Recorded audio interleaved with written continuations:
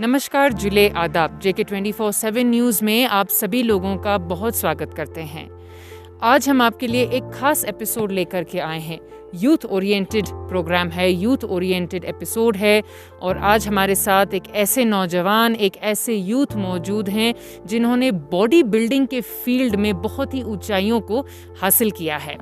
इस वक्त हमारे साथ स्तंजिन स्तोपचन हैं जिन्होंने 19th मिस्टर जम्मू में गोल्ड मेडल हासिल किया है और आज हम उन्हीं की ज़बानी जानेंगे उनकी कहानी कि यहाँ तक पहुँचने का सफ़र उनका कैसा रहा। स्तंजिन स्तोपचन, आपका बहुत स्वागत है। Thank you ma'am. स्तंजिन, सबसे पहले हमें ये बताइए कि आप कहाँ से बिलोंग करते हैं, कौन से गांव से बिलोंग करते हैं, आपकी स्कूलिंग, आपकी एजुकेशन किस तरीके से रही है? सबसे पहले मेरा नाम स्तंजिन स्तोपचन है। मैं बसगो विलेज जो कि ले डिस्ट्रिक्ट में है, वहाँ से बिलोंग करता हूँ। मैंने स्कूलिंग बचपन से लेके मतलब पूरा गवर्नमेंट स्कूल से ही पढ़ा हूँ। पहले अपने गांव में 8th स्टैंडर्ड तक वहाँ से पढ़ा हूँ। उसके बाद 9th और 10th निम्मू मेरे साथ में ही गांव है, वहाँ से पढ़ा हूँ। उसके बाद हायर सेकेंडरी के लिए मैंने 10th और 11th और 12th मैंने खलसे से किया है। उसके बाद मैंने कॉलेज के लिए मैंने जम्मू चला गया था। जम्मू से मैंने ग्रेजुएशन जस्ट अभी 2020 में कंप्लीट किया। स्तोपचन, हमें ये बताइए कि आपने 19th मिस्टर जम्मू में गोल्ड मेडल आप हासिल करके आए हैं। यूटी लद्दाख को आपने बहुत ही प्राउड फील कराया है। लद्दाख में ऐसे बहुत ही कम यूथ है, बहुत कम नौजवान हैं जो बॉडी लिफ्टिंग हो या अगर हम बॉडी बिल्डिंग या अगर वेट लिफ्टिंग की अगर हम बात करें, बहुत कम यूथ है जो ऐसे फील्ड्स में पार्टिसिपेट कर रहे हैं। तो आपके मन में कैसे आया कि मुझे बॉडी बिल्डिंग में एक प्रोफेशनली इसको टेकअप करना चाहिए या अपना करियर बनाना चाहिए? बॉडी बिल्डिंग में आपकी शुरुआत कैसे हुई? सबसे पहले तो मैंने 2016 में पापा ने ऐसे ही टाइम वेस्ट क्या करना है, शाम को जिम चले जाओ, ऐसे ऐसे बोल के पापा ने स्टार्ट करवाया। पहले तो 2016 में मैं ले में ही था, तो ले के एक जिम में मैंने 2016 में स्टार्ट किया। उसके बाद 2016 में ही मैं जम्मू चला गया था स्टडीज़ के लिए। तो जम्मू जाने के बाद शाम को जिम जाना, ऐसे ही मतलब पहले फ़िटनेस के लिए ऐसे ही जाता था पहले जिम। तो 2 साल बाद जिस जिम में भी जाओ तो सभी बोलते थे कि तुम्हारा बॉडी का फ्रेम अच्छा है, तुम कंपटीशन लड़ सकते हो। सभी का सजेशन ऐसा आता था। तो अभी 2020 में मेरे साथ मेरा एक फ्रेंड था, उसने भी मेरे को सजेस्ट किया था कि तुम compete करो, तुम्हारा फिज़िक अच्छा है। तो हम जिस जिम में जाते थे उस जिम के ओनर और कोच दोनों सर अजीत सिंह जमवाल हैं। तो मैंने उनको पूछा कि सर मैं compete करना चाहता हूँ, क्या मेरा होगा कुछ, ऐसा करके मैंने सर को पूछा। उसके बाद सर ने बोला कि पहले सर ने मेरा फिज़िक देखा, उसके बाद सर ने बोला मैं तेरे को तैयार करता हूँ बोल के सर ने बोला फिज़िक भी अच्छा है, तैयार हो जाएगा बोला सर ने। फिर उसके 15-20 दिन बाद वही मिस्टर जम्मू का कंपटीशन था, तो फिर सर ने ऐसे तैयार किया। तो आपने अपने कोच के बारे में हमें बताया है, तो कोच आपके कैसे हैं, किस तरीके से आपको ट्रेन करते हैं और अपने कोच के साथ आपका इक्वेशन कैसा रहता है? मेरे कोच, उनका नाम है सर अजीत सिंह जमवाल, वो जम्मू के ही रहने वाले हैं। तो वो सबसे पहले तो उनका भी करियर, वही फिटनेस का करियर, बॉडी बिल्डिंग का करियर मिस्टर जम्मू से ही स्टार्ट हुआ था। उसके बाद उन्होंने मिस्टर JNK का भी टाइटल लिया, मिस्टर पंजाब का भी एक बार लिया। उसके बाद नेशनल लेवल में फेडरेशन कप में भी उन्होंने 1-2 बार सिल्वर मेडल लाया। अभी रिसेंट 2020 वाले फेडरेशन कप नेशनल लेवल होता है जिसमें सर ने गोल्ड मेडल लाया। तो सर मेरे को कंपटीशन के टाइम पे सुबह शाम 2-2 बार ट्रेन करते थे। दोनों टाइम सर बहुत मतलब क्या बोलते हैं, ध्यान दे के मेरे को जो खाना है, कैसे खाना है, कब खाना है, क्या खाना है और ट्रेनिंग कैसे करना है, सब कुछ सर ने बहुत अच्छे तरह से सिखाया था सर। मैम ये बताएं कि आपकी ग्रेजुएशन कंप्लीट हुई, लेकिन अभी आप फर्दर स्टडीज़ के लिए भी पढ़ रहे होंगे, तो अपनी स्टडीज़ को और बॉडी बिल्डिंग को किस तरीके से आप मैनेज करते हैं? कंपटीशन के टाइम पे थोड़ा मुश्किल होता है, क्योंकि उस टाइम पे हम स्ट्रिक्ट डाइटिंग पे होते हैं। उस टाइम थोड़ा एनर्जी लेवल लो होता है, 2-2 टाइम ट्रेनिंग, तो थोड़ा सा कंपटीशन के टाइम पे थोड़ा मुश्किल होता है। बाकी कंपटीशन नहीं होता है जब फ्री होते हैं, उस टाइम थोड़ा मतलब स्टडीज़ पे भी बहुत अच्छा से क्या बोलते हैं ध्यान हो जाता है, क्योंकि जिम सिर्फ एक टाइम जाना पड़ता है, सिर्फ शाम को। उसके बाद मतलब दिन भर लाइब्रेरी जाता था मैं पढ़ाई करने के लिए, तो शाम को ही सिर्फ जिम जाके ट्रेनिंग करना, बाकी डाइट सब कुछ करना। और स्तुपचंद, आपका डाइट किस तरीके से रहता है? मतलब अगर हम एक सोचें एक बॉडी बिल्डर की, और आपके 19th mister Jammu gold medal के हमारे पास कुछ फुटेजेस हैं, कुछ वीडियोस, कुछ फ़ोटोज़ हैं, और जिस तरीके से आपकी फ़िज़ीक है उसको देखकर सबसे पहला ख्याल मन में यही आता है कि आपका डाइट कैसे रहता है? कंपटीशन के टाइम पे तो डाइट बहुत स्ट्रिक्ट रहता है। उस टाइम मतलब बॉडी बिल्डिंग में जब घुस गई तो सबसे ज़्यादा इम्पोर्टेंट है डाइट में सबसे उसमें भी ज़्यादा है, सबसे ज़्यादा प्रोटीन और कार्बोहाइड्रेट्स लेना। तो डाइट के लिए मैं दिन में 6 to 7 टाइम्स मील्स लेता था, तो उसमें ज़्यादातर प्रोटीन डाइट होता था। पूरे दिन में 25 to 30 एग्स होते थे, और 3-4 टाइम प्रोटीन, और आधा किलो चिकन, और सुबह थोड़ा सा ओट्स, ब्राउन ब्रेड थोड़ा सा, तो ऐसा रहता था मेरा जी। तो आप बता रहे हैं कि 25 से 30 अंडे, आधा केजी चिकन, तो ये सब फूड आइटम्स को कंज्यूम करने के लिए उतना मतलब कैपेसिटी भी होनी चाहिए एक इंसान में, राइट? तो उस कैपेसिटी को कैसे बिल्ड किया आपने? जैसे अगर हम बॉडी बिल्डिंग की बात करें तो आपने वेट्स कौन से कितने केजी से उठाना शुरू किया है, और आप अभी कहाँ पर पहुँचे हैं? और इस तरीके से डाइट कंज्यूम करना आपको मुश्किल नहीं होती थी शुरू में इतना कंज्यूम करना फूड को? शुरू में थोड़ा मुश्किल होता था, क्योंकि दिन भर पूरा फीका खाना पड़ता था, ना मीठा ना स्वाद, कुछ नहीं होता था। ज़्यादातर अंडे एग वाइट्स ही होते थे, अंदर वाला येलो पार्ट भी नहीं खाना होता। तो पहले थोड़ा मुश्किल हुआ था, क्योंकि चिकन भी बॉयल्ड है, एकदम स्टीम, नो एग, मतलब ऑयल नहीं, कुछ भी नमक कुछ नहीं। तो पहले थोड़ा मुश्किल होता था, गले से उतरना भी थोड़ा मुश्किल रहता था। तो 1-2 दिन हुआ, 3-4 दिन हुआ, उसके बाद थोड़ा करके आदत होने लगा। तो ऐसे करके डाइट तो हो जाता था, क्योंकि एग्स भी 6 करके डिवाइड करके 5-6 बार में खाता था, तो डाइजेशन में भी हो जाता है, क्योंकि 2 टाइम ट्रेनिंग भी करके इसमें हो जाता है डाइजेशन। तो हमारे दर्शकों को थोड़ा सा आप अपने ट्रेनिंग शेड्यूल के बारे में बताइए कि आप किस तरीके से ट्रेन करते हैं, कौन सी एक्सरसाइजेस करते हैं, कैसे वेट लिफ्ट्स करते हैं, क्या करते हैं? आपका ट्रेनिंग शेड्यूल थोड़ा सा हम जानना चाहेंगे। ट्रेनिंग ऐसे यूजुअल डेज़ में तो मैं सिर्फ शाम को ही करता था। जब कंपटीशन के टाइम पे मैं सुबह और शाम दोनों करता था। उस टाइम सुबह मेरे को कोच सर सिर्फ स्मॉल बॉडी पार्ट्स, यानी बाइसेप्स होते हैं, ट्राइसेप्स होते हैं, शोल्डर, यही छोटे पार्ट्स को ये करने देते थे सुबह। उसके बाद सुबह थोड़ा कार्डियो करने देते थे, शाम को हैवी वेट ट्रेनिंग करने देते थे। थोड़ा हैवी वेट जो बड़े मसल पार्ट्स हैं, चेस्ट है, बैक, लेग्स, इनको शाम को ट्रेनिंग करने देते थे। तो एक्सरसाइजेस तो बहुत सारे हैं, अभी यहाँ पे बोल ही नहीं सकते। एक्सरसाइज बहुत सारे करने देते हैं कि मतलब वेट ट्रेनिंग शाम को, सुबह cardio with small body parts. जी, तो दर्शकों को हम बताना चाहेंगे कि थोड़ी देर के बाद, यानी हमारी बातचीत के बाद, हम स्तुपचंद से रिक्वेस्ट करेंगे कि हमें कुछ एक्सरसाइजेज दिखाएं, हमारे दर्शकों को अपनी कुछ ट्रेनिंग शेड्यूल में जो उनके कुछ एक्सरसाइजेज होते हैं वो कुछ दिखाएंगे। स्तुपचंद, जैसे एक सवाल मेरा पहले भी था आपसे कि जब आपने अपनी शुरुआत की थी, आप कितने केजी के वेट्स उठाते थे और अभी आप कितने केजी के उठा सकते हैं? सुबह नहीं, मतलब पहले जब मैंने स्टार्ट किया था उस टाइम पहले तो मेरे को 1-2 हफ्ता 10 दिन के लिए, मतलब जिस सेक्शन में वेट ट्रेनिंग होता था उस सेक्शन में घुसने ही नहीं दिया मेरे कोच ने, जो मेरे ले में स्टार्ट किया था।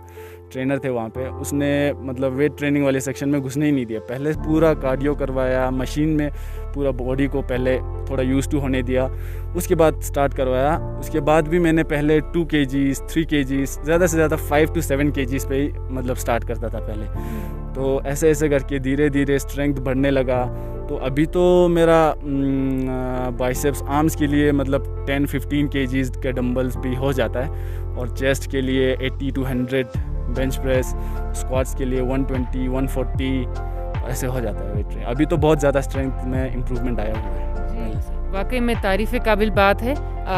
ऑनेस्टली आपको देख के नहीं लगता कि आप इतना वेट लिफ्ट कर सकते हैं, बट बहुत hats off to your training, इतनी अच्छी, and hats off to your coach जिन्होंने आपको इतने अच्छे से ट्रेन किया है। तो स्तुपचन, ये बताइए कि कोविड-19 पैंडेमिक का टाइम चल रहा है, आप छुट्टी पर घर आए हुए हैं, अपने गांव में हैं, तो जब आप कहीं भी जाते हैं, बाहर जाते हैं, जम्मू से बाहर जाते हैं, जब आपके कोच आपके साथ में नहीं होते हैं, तब आप किस तरीके से अपने आप को फिट रखते हैं? आजकल आप किस तरीके से अपने आप को फिट रखते हैं? क्योंकि मैं समझती हूँ कि ज़्यादा अगर हम ब्रेक भी नहीं देना चाहिए, जब हमारा एक फिक्स्ड शेड्यूल है, एक फिक्स्ड रूटीन है, एक फिक्स्ड डाइट है, तो गांव में अभी इस समय आप अपने आप को कैसे मेंटेन कर रहे हैं, कैसे फिट रख रहे हैं? अभी तो फ़िलहाल जैसे पहले था उतना स्ट्रिक्ट डाइट मेंटेन करना भी मुश्किल है गांव में, क्योंकि ले से दूर भी है, हर दिन सब्ज़ी ये सब कुछ उतना नहीं मिलता है। मगर ज़्यादातर अभी अंडे और राइस, ऐसे ही प्रोटीन में अंडे, ज़्यादातर अंडे और चिकन थोड़ा बहुत मिल जाता है।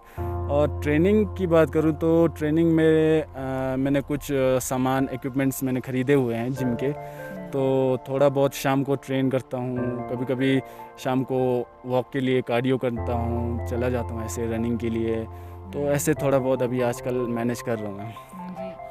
स्तुपचन, हमने ये भी सुना है कि बॉडी बिल्डर्स को काफ़ी सप्लीमेंट्स कंज्यूम करने पड़ते हैं, जैसे प्रोटीन पाउडर्स होते हैं, कुछ स्पेसिफिकली जिम के कुछ ऐसे प्रोडक्ट्स होते हैं जिन्हें उन्हें कंज्यूम करना पड़ता है, काफ़ी एक्सपेंसिव सप्लीमेंट्स होते हैं। तो आपके सप्लीमेंट्स, कौन से सप्लीमेंट्स आप यूज़ करते हैं और उसका खर्चा आप कैसे उठाते हैं? बिकॉज आप एक स्टूडेंट हैं, आपके पॉकेट में काफ़ी भारी पड़ता है, तो वो आप कैसे मैनेज करते हैं? तो सबसे पहले ये बोलना चाहता हूँ कि बॉडी बिल्डिंग बहुत ज़्यादा महंगा स्पोर्ट्स है। इसमें सप्लीमेंट्स, जैसे आपने बोला था, सप्लीमेंट्स प्रोटीन लेने होते हैं। इसमें प्रोटीन 2-3 तरह के होते हैं, प्रोटीन बहुत महंगे होते हैं। तो प्रोटीन लेता था मैं BCAA करके, एसेंशियल अमीनो एसिड्स होते हैं जो बॉडी के लिए ज़रूरी होता है। वो ऐसे 2-3 सप्लीमेंट्स होते थे, जैसे मल्टीविटामिन्स, फिश ऑयल्स, 2-3 ऐसे होते हैं। तो इन सब को कंज्यूम साथ साथ में करना भी पड़ता था, तो इनका कॉस्ट भी बहुत ज़्यादा होता था। तो मैं जम्मू में तो ऐसा स्टूडेंट अभी हूँ, तो स्टूडेंट के पॉकेट मनी थोड़ा बहुत घर से आता है, तो पॉकेट मनी से थोड़ा बहुत सेव करके, कभी कभी फ्रेंड्स से उधार मांग के, ऐसे करके मैंने अपने प्रोटीन डाइट ये सब को मैनेज किया। स्तुपचन, हमें ये बताइए कि इन सप्लीमेंट्स को लेना कितना ज़रूरी है? क्या सिर्फ अगर हम एक नेचुरल डाइट रखेंगे filled with fruits and vegetables, क्या वो काफ़ी नहीं होता है? ये सप्लीमेंट्स को लेना, why is it so important? तो सप्लीमेंट्स लेना उतना ज़्यादा इम्पोर्टेंट नहीं है। अगर आपका डाइट बहुत अच्छा हो तो फिल्ड विद विटामिन्स, प्रोटीन, सब कुछ बैलेंस डाइट हो तो प्रोटीन की उतनी ज़रूरत नहीं है। ये खुद मतलब सप्लीमेंट, मतलब हम उसको सप्लीमेंट कर रहे हैं प्रोटीन को, जो हमको खाने से नहीं मिलता उसको हम प्रोटीन से सप्लीमेंट करते हैं इससे। तो अगर डाइट अच्छा हो, खाने में प्रोटीन में एग्स, आप चिकन बहुत ज़्यादा खाते हो, मतलब जितना आपको चाहिए उतना आप लेते हो, तो उतना ज़रूरत नहीं है। और नेचुरली उतना ज़्यादा थोड़ा मुश्किल रहता है, क्योंकि ऐसे ही प्रोटीन फूड से लेना बहुत, उससे भी ज़्यादा महंगा पड़ जाता है। तो सप्लीमेंट करना उससे अच्छा हो जाता है। तो सप्लीमेंट में ऐसे जो अपने मसल्स में जल्दी एब्जॉर्ब हो, ऐसे कुछ भी डाला होता है, तो सप्लीमेंट्स ज़्यादा सही रहता है। और अब प्रोफेशनली जब आप कम्पीट कर रहे हो तो बॉडी में इतना आप स्ट्रेस डाल रहे हो, तो फिर प्रोटीन लेना मेरे ख्याल से थोड़ा सा ज़रूरी बन जाता है। स्तुपचन, ये बताइए कि आप ग्रेजुएशन कंप्लीट कर चुके हैं, फर्दर स्टडीज़ के लिए आपके क्या प्लान्स हैं, या बॉडी बिल्डिंग को आप टोटली प्रोफेशनली एक आगे नेशनल लेवल तक ले जाना चाहते हैं? अभी तो टोटली मैं अपना करियर पूरा बॉडी बिल्डिंग में देना चाहता हूँ। ऐसा तो अभी तो मैंने उस पर थोड़ा सोचा नहीं है, क्योंकि इसमें सबका सपोर्ट चाहिए, फैमिली मेम्बर्स का सपोर्ट चाहिए। बॉडी बिल्डिंग में अपना कुछ अगर खुद का कोई इनकम सोर्स नहीं हो, फाइनेंशियली जब फ्रीडम अपना नहीं हो, तो थोड़ा मुश्किल पड़ जाता है, क्योंकि मम्मी पापा के पैसों से कब तक करे। तो जब फाइनेंशियली थोड़ा सिक्योर हो जाऊं, तो मैं सोच रहा हूं कि कम्पीट भी करूं प्रोफेशनली बॉडी बिल्डिंग में एंटर करूं। आपने फैमिली सपोर्ट की बात करी है, तो जब आपने शुरू किया, आपकी फैमिली ने आपको कितना सपोर्ट दिया? क्या कुछ हेजिटेशंस थी फैमिली की तरफ से, या फुल सपोर्ट मिला आपको? शुरू में तो उतना खर्चा भी नहीं होता था, सिर्फ जिम का जो फीस है वही होता था। सप्लीमेंट शुरू में तो मैंने खाया ही नहीं उतना सप्लीमेंट। शुरू में ऐसे अंडे और चिकन मीट ऐसे इसी डाइट पे शुरू में किया था। जब थोड़ा अभी प्रोफेशनली हो गया हूँ थोड़ा बहुत, तो डाइट में बहुत ज़्यादा खर्चा होता है, तो मांगने में भी थोड़ा हेजिटेशन होता है। मगर घर से तो उतना वो नहीं आया कि मत करो ऐसा बोल के, कोई रोक टोक तो नहीं किया। घर से थोड़ा इनकरेज किया है, मगर जब तक अपने पैसों से नहीं करो तो थोड़ा दिल में ये रहता है कि थोड़ा। 19th mister Jammu gold medal आप लेके आए हैं, तो इसके आगे कौन से कॉम्पिटिशन्स हैं जिनकी आप अब तैयारी करने वाले हैं?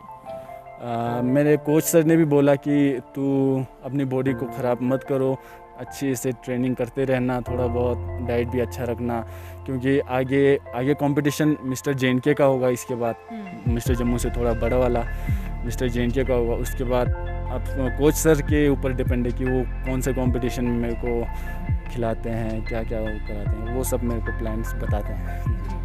और जब आपने 19th मिस्टर जम्मू कंपटीशन की आप तैयारी कर रहे थे, तो आपके साथ और बहुत सारे कॉम्पिटिटर्स रहे होंगे और बहुत सारे लड़के रहे होंगे, तो कंपटीशन किस तरीके से था? क्या कभी आपको एक मोमेंट के लिए, एक पल के लिए ऐसा लगा कि मेरा कंपटीशन टफ है? वो तो पहले लगा था, जब कंपटीशन से एक दिन पहले हमारा वहाँ पे वेट होता है, वेइंग होता है, तो वेइंग के टाइम पे सब आए थे बॉडी बिल्डर्स। वेइंग के टाइम पे पूरा खोल के मतलब वेइंग करते हैं, तो उस टाइम मैंने देखा कि यार सभी अच्छे बॉडी वाले हैं, थोड़ा मुश्किल होगा।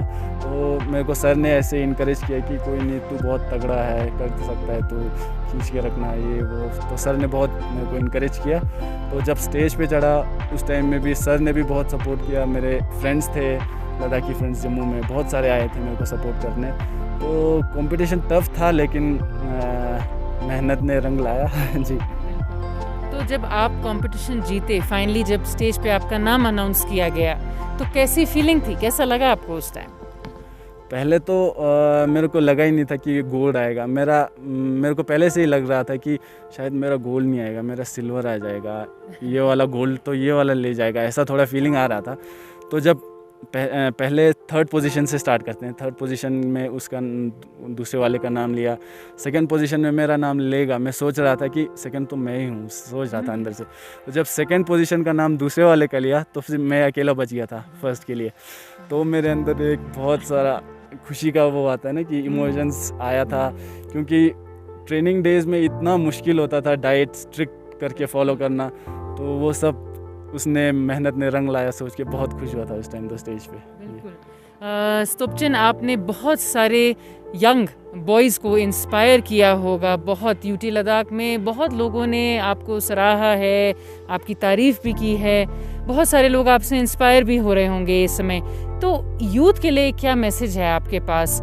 कोई भी मैसेज आप कहें कि अपने एजुकेशन को लेकर कहें या in the field of body building कहें, क्या मैसेज देना चाहते हैं आप? सब कुछ में मतलब डिसिप्लिन होना चाहिए। बॉडी बिल्डिंग में है जैसे डिसिप्लिन और कंसिस्टेंसी, ये सब जैसे बॉडी बिल्डिंग में भी है, स्टडीज़ में भी है, जिस भी फील्ड में आप जाओ तो ये सभी, ये 2-3 चीज़ें ज़रूरी होता है सब में। तो मैं यूथ को यही कहूँगा कि जो भी करना है मन लगा के करो, डेडिकेशन से करो तो हो जाता है। अगर बॉडी बिल्डिंग में आना हो तो फिर कुछ चीज़ों से दूर रहना पड़ेगा आपको। ड्रग्स, नशा करना, पीना, ये सब आपको छोड़ना पड़ेगा। सेक्रीफाइस तो करने ही पड़ेंगे, वैसे भी हेल्थ के लिए अच्छा है ही नहीं वो सब। तो ये सब मैं कहूँगा कि अगर बॉडी बिल्डिंग फिटनेस इंडस्ट्री में आना चाहते हो तो इनको थोड़ा साइड में रख के आए। स्तुपचन, थोड़ा सा out of the context question है, पर ड्रग अब्यूज़ की और अल्कोहल अब्यूज़ की आपने बात करी है, तो जैसे हम देखते हैं कि काफ़ी यंग बॉयज़ एंड गर्ल्स जो हैं लद्दाख में अब धीरे धीरे इन बुरी आदतों के शिकार बन रहे हैं।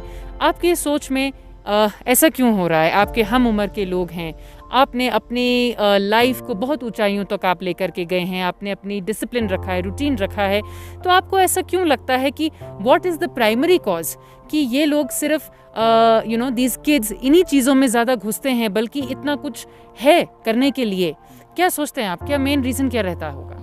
मेरे ख्याल से पहले बचपन में मैंने भी ऐसे ट्राई किया था। ये सब ऐसे ही होता है मेरे ख्याल से, क्योंकि बचपन में किसी बड़े को करते हुए ऐसे देखते हैं तो बच्चों में एक ऐसा आता है कि बच्चे सब कुछ ट्राई कर लेते हैं ना। बच्चों जो एडोलेसेंस एज में है, तो उस टाइम जब ऐसे ही छोटे एज पे ऐसे मजाक के लिए ट्राई कर लिया, टेस्ट कर लिया, तो 2-3 बार ऐसा करके फिर ये आदत बन जाता है धीरे धीरे, फिर छोड़ना बहुत मुश्किल होता है। तो उस टाइम पे बच्चों को अच्छी तरह से गाइड करके, अच्छी तरह से एडवाइसेस देना बहुत ज़रूरी होता है मेरे ख्याल से। चेक करते रहना कि कैसे कर रहा है, कुछ कर तो नहीं रहा है। हाँ जी। जैसा कि आप देख सकते हैं यहाँ पे कुछ एक्सरसाइज इक्विपमेंट्स हैं स्तोपचन के। यहाँ पे एक खुद इन्होंने लकड़ी से कुछ एक एक्सरसाइज का एक प्रैक्टिस कुछ बनाया हुआ है। तो अभी हम इनसे बोलेंगे कि ये हमें यहाँ पर कुछ 2-3 अपने ट्रेनिंग शेड्यूल में जो वो एक्सरसाइजेस करते हैं आप लोगों को कर दिखाएंगे।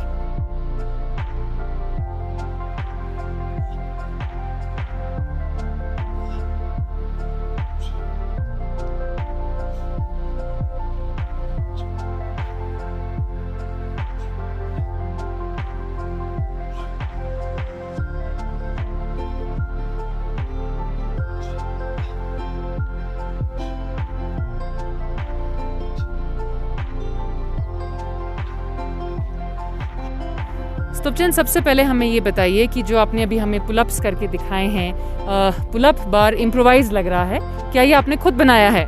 जी, ये मैंने खुद बनाया है पिछले साल। पूरा दिन लगा था मेरे को ये बनाने में। नीचे बहुत स्ट्रॉन्ग बेस बनाया हुआ है सीमेंट डाल के, बहुत गड्ढा गहरा खोद के। अब ये बताइए कि जो आप यहाँ पे दूसरी एक्सरसाइज हमें दिखाने वाले हैं, इसका थोड़ा हमारे दर्शकों को ब्रीफ करिए कि कितने केजीज हैं और किस तरीके से आप इसको करेंगे प्लीज़। जी, पहले तो ये अभी मैं एक्सरसाइज करने जा रहा हूँ, ये चेस्ट के लिए है। इसको फ्लैट बेंच प्रेस बोलते हैं। तो वेट्स हैं ये 20 केजीज़ के वेट्स हैं। तो ये रॉड का 10 केजी होता है, तो टोटल अराउंड 52 केजीज़ का वेट है जी ये। जी।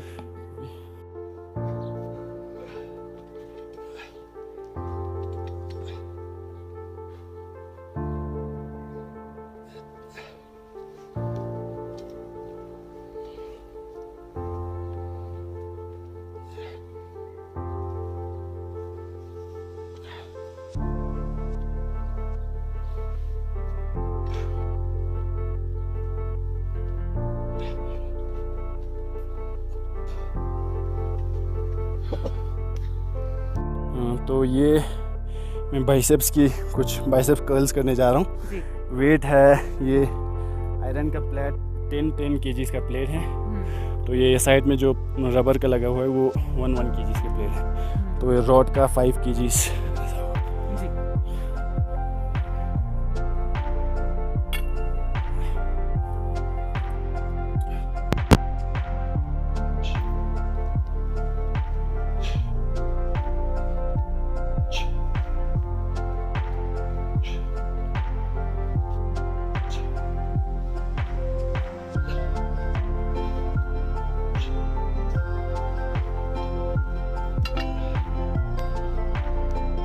स्तोपचन, बहुत अच्छी फिटनेस लेवल है आपके एक्सरसाइजेस के थ्रू हमें देख के पता चल रहा है।